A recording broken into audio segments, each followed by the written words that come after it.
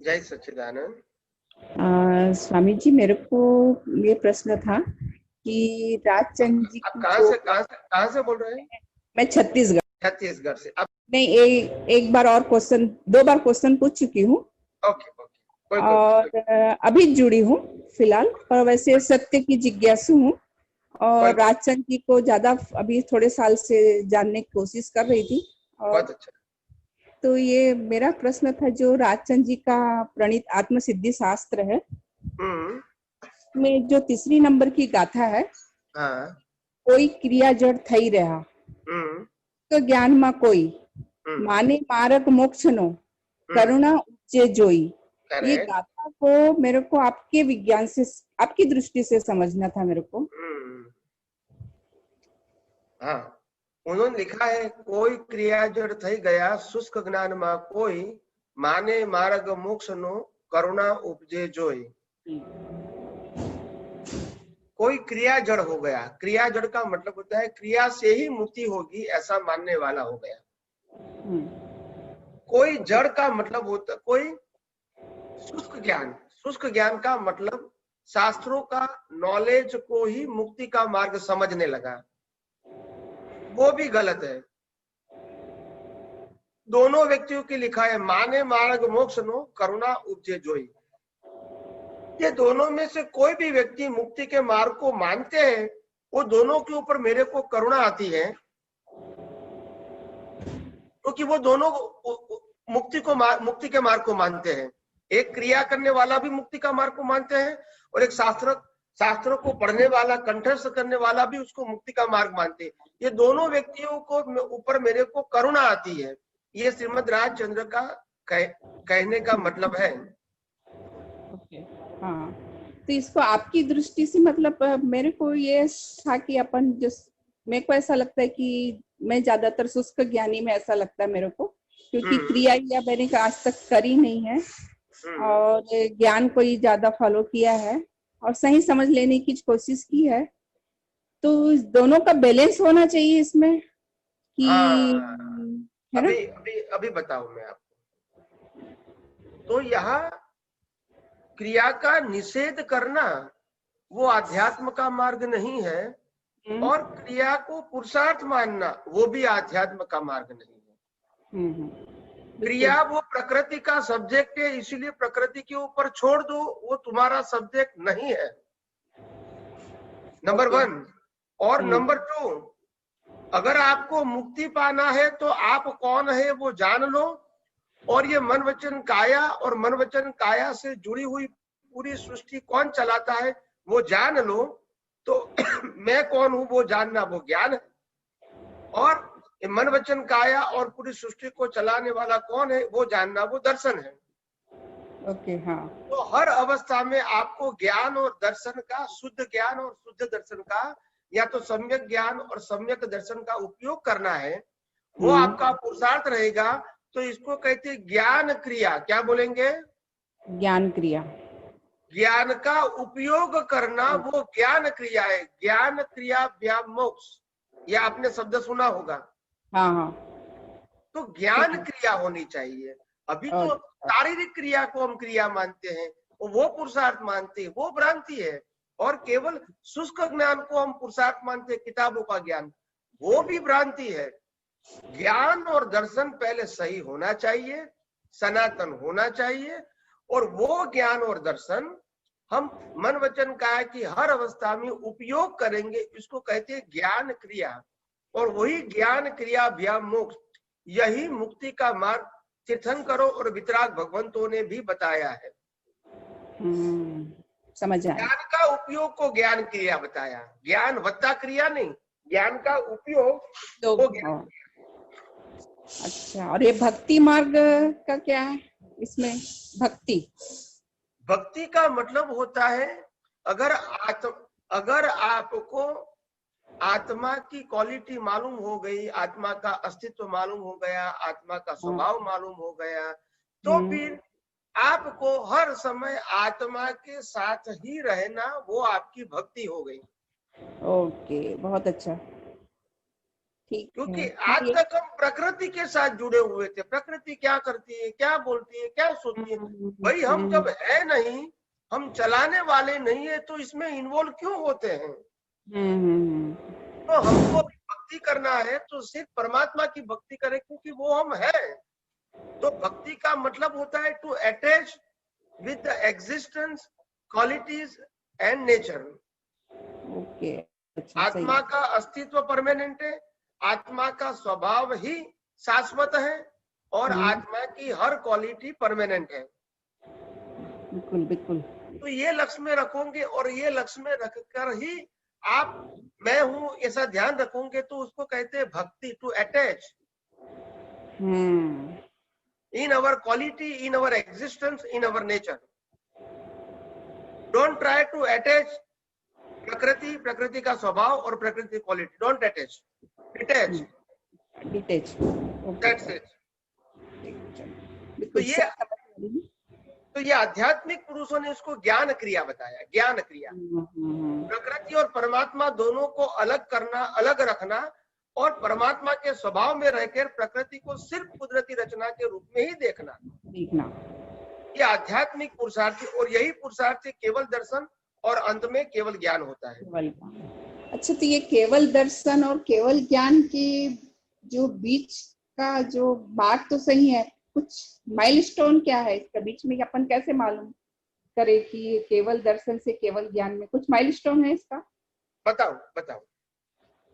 जैसे जैसे मिथ्या ज्ञान, मिथ्या दर्शन और मोहनीय कर्म, ये तीन बातें पहले समझ लो। मिथ्या ज्ञान का मतलब होता है मैं शरीर हूँ। मिथ्या दर्शन का मतलब होता है मैं शरीर को चलाने वाला हूँ, और शरीर जो भुगतान करता है वो मैं भुगतान करने वाला हूँ।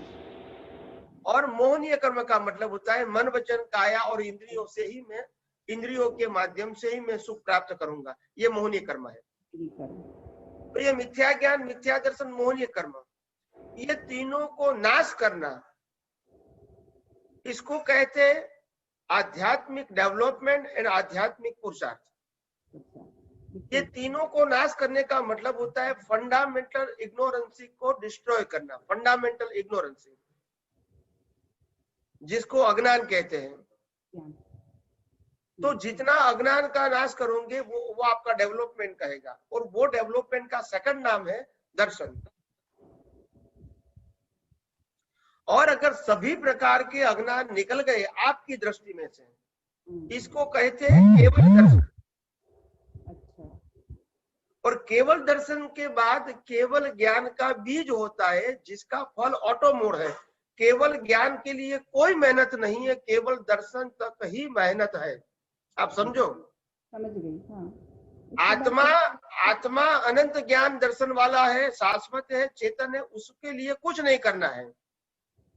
मगर हमने अनंत अवतारों से प्रकृति के लिए या रिलेटिव सत्य का जो अज्ञान, ज्ञान समझ के, मेरा समझ के, प्राप्ति को समझ के, सुख समझ के जो पाया था, इसको पहले बिलीफ के रूप में मिटाना पड़ेगा। इसको कहते केवल दर्शन की प्रक्रिया, या तो अज्ञान नाश करने की प्रक्रिया। तो सभी प्रकार के अज्ञान खत्म हो गया, तो इसको कहते केवल दर्शन। फिर केवल दर्शन के बाद सिर्फ केवल ज्ञान ही रहा, तो आत्मा तो केवल ज्ञान स्वरूप है ही, इसको बनाना नहीं है। ओके, बिल्कुल। मतलब सब मान्यता का, आग्रह का सब पूरा नाश हो जाना चाहिए, पूरी मान्यता केवल दर्शन में। ओनली केवल दर्शन का मतलब होता है you believe and follow the law of nature, not religion. Religion वो रिचुअल्स हो गई, वो पाप पुण्य का मार्ग हो गया। क्या हो गया? पूरा धर्म का, पाप पुण्य का वो फॉर्मेट हो गया पूरा। मैंने कहा कि धर्म है, दुनिया के जितने भी धर्म हैं वो फॉर्मेट से चलते हैं। क्या चलते हैं? फॉर्मेट। आपने फॉर्मेट शब्द सुना है? हाँ, शब्द आपसे ही सुना है और सुना। ओके। हाँ। तो दुनिया के सभी धर्म फॉर्मेट के ऊपर चलता है, और आध्यात्म मार्ग बियॉन्ड फॉर्मेट है। तो इसमें फॉर्मेट की बात ही नहीं होगी। बिल्कुल नहीं।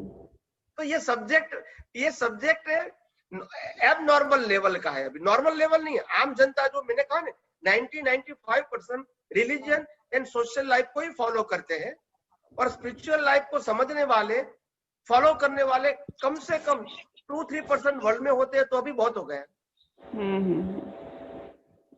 समझ में आ गया। हाँ।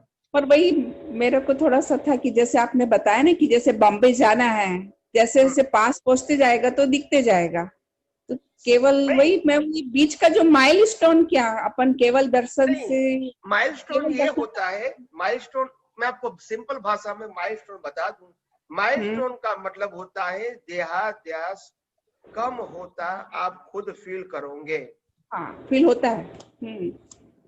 देहाध्यास कम होगा, इसके अलावा मन वचन काया से मुक्तता की अनुभूति बढ़ती जाएगी। ओके। निर्विचार दशा, निर्विकल्प दशा, निर्लेप दशा, असंग दशा अनुभव में आएगी। जितना जितना ये साइंस का उपयोग करके सेपरेशन रहेगा, इतना ये सब रिजल्ट के रूप में आएगा। इसके लिए पुरुषार्थ नहीं करना पड़ेगा, पुरुषार्थ का फल ये मिलेगा। हाँ, सहज होगा ये सब, सहज मिलेगा। सहज तो मन में तो विचार आएंगे, मगर आपको मालूम है कि मैं मन से मुक्त हूँ, तो आप निर्विचार दशा में आ गए, निर्विकल्प दशा में आ गए।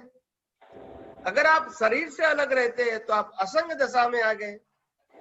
अगर आप शरीर से अलग रहते हैं तो शाश्वत सुख की अनुभूति कर सकते हैं, मुक्तता की अनुभूति कर सकते हैं, क्योंकि बंधन तो शरीर को है, मेरे को नहीं है। मगर शरीर से आप मुक्त रहे, यही तो मुक्ति है, यही तो मुक्तता की अनुभूति है। आत्मा का अनुभव तो होना बाकी है, मगर जो बंधा हुआ है उससे मैं मुक्त हुआ, वही तो पहली मुक्ति की अनुभूति है। ये होती है, पर वही है जिज्ञासा, जो स्पष्ट वेदन का जो है ना लक्ष्य वही है। स्पष्ट वेदन तो मैंने देखो, मैंने आध्यात्मिक मार्ग में स्पष्ट वेदन की डेफिनेशन स्पष्ट कर दिया है कि स्पष्ट वेदन केवल लास्ट बर्थ में ही होगा। उसके पहले स्पष्ट दर्शन हो सकता है, वेदन नहीं हो सकता है। दर्शन हो सकता है। जब स्पष्ट वेदन हो गया तो फिर पुरुषार्थ नहीं होता है, कर्मबंध नहीं होता, उसी को तो लास्ट बर्थ कहेंगे। और जो स्पष्ट वेदन हो गया उसी बर्थ में केवल ज्ञान होना ही चाहिए। और जिनको है, जैसे मैं सुनती हूँ किन्हीं को है, तो उनका ये लास्ट बर्थ है। देखो मैं बताऊँ आपको, मेरे को किसी के नाम की जरूरत नहीं है, मगर मैं साफ बोल दूं, इस कलयुग के अंदर, इस भरत क्षेत्र के अंदर किसी को भी स्पष्ट वेदन नहीं हो सकता है, किसी को भी, anybody. It is not required the name of the person, मगर स्पष्ट दर्शन के लेवल हाई हो सकता है। ओके। स्पष्ट वेदन का मतलब ही आत्मा की अनुभूति। अनुभूति, हाँ। अनुभूति हो तो फिर रीबर्थ कैसे होगा? नहीं तो एक पल का जो बोलते ना स्पष्ट वेदन, एक क्षण का हो गया, ऐसा हो सकता है, संभव है? ये सब भ्रांति है, इल्यूजन है। ओके। देखो, मैंने पहले भी कहा था कि जिसको भी केवल ज्ञान होता है, you check the whole history, past whole history, जिसको भी केवल ज्ञान हुआ है वो 100% भी हुआ है। ऐसा नहीं कि 90% पिछले अवतार में था, फिर 100% नेक्स्ट बर्थ में हुआ। ऐसा कभी सुना है आपने? नहीं। In whole history, I am not talking about 1-2-3%, I am talking about the whole history. कभी ऐसा हुआ है कि महावीर को 98% प्रीवियस बर्थ में था, फिर 100% का केवल ज्ञान नाश पर हुआ? ऐसा कभी सुना है? नहीं। तो दर्शन का परसेंटेज बढ़ता जाता है। ये जो 14 गुंठाना जैन धर्म बताया वो दर्शन का है। ओके, ज्ञान का नहीं है। ज्ञान का नहीं। बहुत 12 गुंठाना तक दर्शन की बात है, फिर 13 केवल ज्ञान है और 14वां निर्वाण है। ओके। तो जो 11वें में गिरने का जो है ना, जब कहते हैं 11वें गुण स्थानक में गिर जाते हैं, उसका मेन कारण वो नीचे आ जाते हैं। जो 11 में नहीं गिर जाते, उसका कारण भी बोलते ना 11 तो पार करने 24 आवर्स सेपरेशन रहता नहीं है। ये श्रीमद राजचंद्र की दशा है। हाँ, दशा। उन्होंने कहा था, जे पद श्री सर्वज्ञ ने दीठु ज्ञान मा कही सक्या नहीं, पणते श्री भगवान जो देह परम पद प्राप्ति नु कर्यु ध्यान में गजा वगरना हाल मनोरथ रूप जो तो पण निश्चय राजचंद्र मन्ने रहो प्रभु आज्ञाए थासु तेज स्वरूप जो। Now you understand my point? बिल्कुल बिल्कुल। मैं राजचंद्र हूँ वो नहीं गया, मतलब वो तो हाई लेवल के ज्ञानी थे, मगर दिमाग में से, विजन में से आई एम राजचंद्र वो नहीं गया। लौकिक जीवन में नहीं था, उसको देहाध्यास नहीं था, मगर उसकी दृष्टि में देहाध्यास था। वो कमी थी। अच्छा, दृष्टि में देहाध्यास था। हाँ, मतलब दृष्टि में देह के लिए कुछ सोचना, चिंता करना, वो देहाध्यास बोलते हैं। दृष्टि में I am a pure soul और मन वचन काया की अवस्था मात्र कुदरती है, ये दोनों ही रहना चाहिए, तो फिर देहाध्यास नहीं है। मगर देह के लिए कुछ भी सोचना, कुछ भी, भले मन वचन काया नहीं, मगर मन वचन काया के लिए सोचना, वो भी देहाध्यास है। ओके, बहुत गहरा चिंतन करूंगी इस चीज में। नहीं, मतलब अध्ययन करना, ये सिद्धांत की बात है। तो मैंने हर बात में ये दुनिया का सनातन सिद्धांतों को प्रोजेक्ट करने का प्रयास किया है और वही करता रहूंगा। बिल्कुल। मेरा काम ये है, मेरा काम तो आपने व्यक्तिगत पूछा, मैं किसी का नॉर्मली व्यक्तिगत उत्तर नहीं देता हूँ, तो किसी की भावनाओं को ठेस पहुंचाना वो मेरा काम नहीं। व्यक्तिगत अपन सिद्धांत की बात कर रहे हैं, सिद्धांत। मैंने किसी का नाम ले लिया, वो अच्छी बात नहीं है और नहीं लेना चाहिए, क्योंकि उनके जो भक्त होते हैं, उनके जो फॉलोअर्स होते हैं, उनको अच्छा नहीं लगता है। नहीं, आप फॉलो, अपने को मेन जो आप बोल रहे हैं ना, सनातन को समझना है मेन। हाँ। व्यक्ति विशेष में आप बिल्कुल नहीं जाना, जब या इस लेवल में पहुंच के व्यक्ति विशेष में आना ही नहीं जाना है। और मैंने पहले भी आपको कहा था कि किसी का नाम देने की यहाँ जरूरत नहीं है। मैं तो अपने को सनातन सत्य समझना है, क्योंकि सबकी अपनी अपनी कर्म है, अपना उदय कर्म है।